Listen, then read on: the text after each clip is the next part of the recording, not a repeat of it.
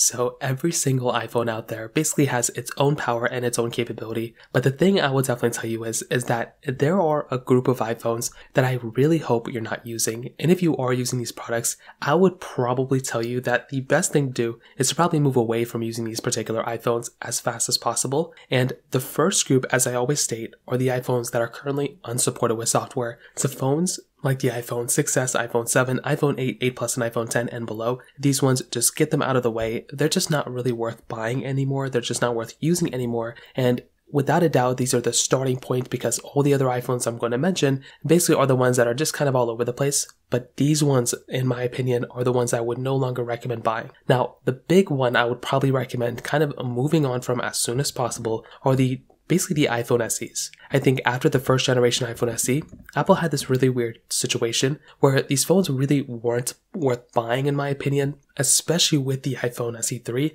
and that one made zero sense to buy. So in this particular situation, you are in a much better spot if you actually go ahead and buy an iPhone that is currently, probably a little bit more modern design. Now, I say that to say that, the iPhone SE2 and iPhone SE3, they're still beautiful iPhones in their own ways, but these particular products just don't really make too much sense for me to recommend to people because with an iPhone like the iPhone SE2 and iPhone SE3, these iPhones basically have, an outdated design. They have an outdated body. They're just not really worth buying from that perspective. And because of that, you're just much better off purchasing a device that is still currently supported with software. So with an iPhone like the iPhone SE, 3, the body of this thing is outdated. And because of that, you're going to be missing out on key features that Apple's going to be bringing out in the future. These key features include things like gestures, features related to gestures. If Apple ends up bringing split screen multitasking, I really don't think they're going to be bringing that type of capability on that next generation iPhone. Like they're not going to be bringing it on the iPhone SE3. So because of that, once again, you are so much better off purchasing an iPhone like an iPhone,